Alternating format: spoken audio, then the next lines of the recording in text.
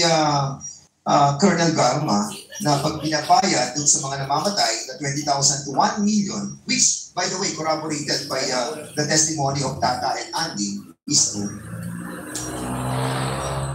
Correct. So, ito po yung namamatay, binabayad po 20,000 to 1 million. Hindi yan. Ganito yan. Hindi, yung po tanong ko, Mr. President. Hindi, ganito nga. Sige po. Ito nga, ito na yung answer ko. Sige po. Yung may police operation.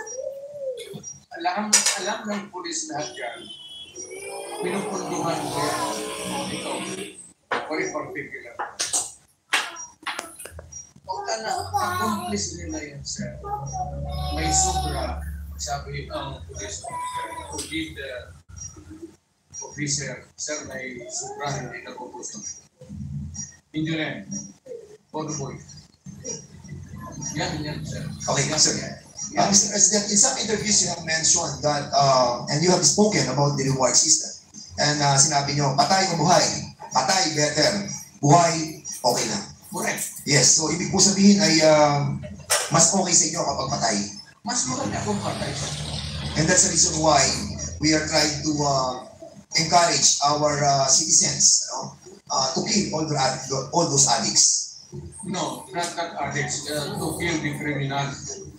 Not addicts, because addicts are victims of the criminals running the drug syndicates. Mr. President, kasi there is a report, no?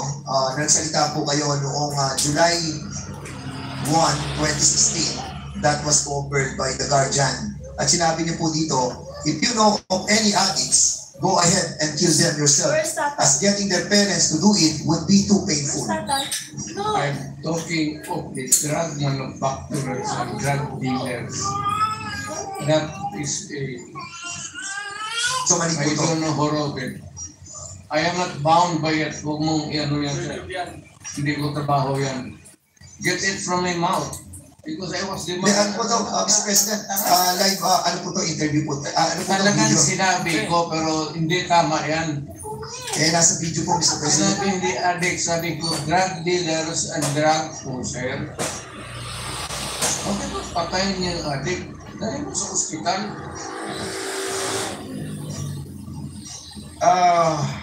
Si common sense. Ang polisiya po ng ating pong gobyerno, yung pong neutralization, illegal drug personalities nationwide, kailangan po siyang ma-neutralize. And as a matter of fact, ito po ay issue ng mga programa simula na persisting last 2016. And according to General Gamboa, when I heard him in the Senate, sabi niya confidential po ito. At nakakaalam lamang po ay yung mga commander. As a matter of fact, yung po sinabi niyo, commander, yung mga chief of PNP ng DDS. Bakit po siya naging confidential, Mr. President?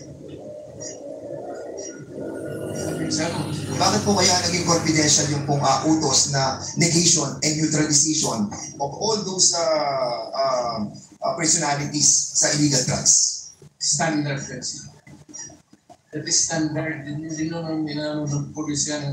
There is a directive. It is confidential. And if there is a list, it can be made public. Not even shown to anybody pati sa yung mga...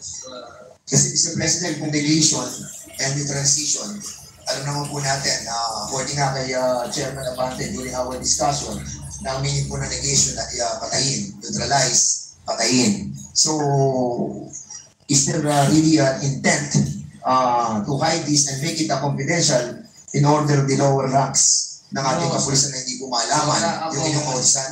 I will admit na ang order ko yung mga drug manufacturers, pati yung mga big drug distribution, patay. Hindi ko, I will not deny it. Kung mabalik ako pagkamilo, tuglahin ko yun. And I want to make it clear, Mr. President, Mr. Chairman, that nung panahon po ng ating pong Pangulong, dating Pangulong Rodrigo Roa Duterte, meron po tayong 210,000 na mga kapulisan. And during that time, kung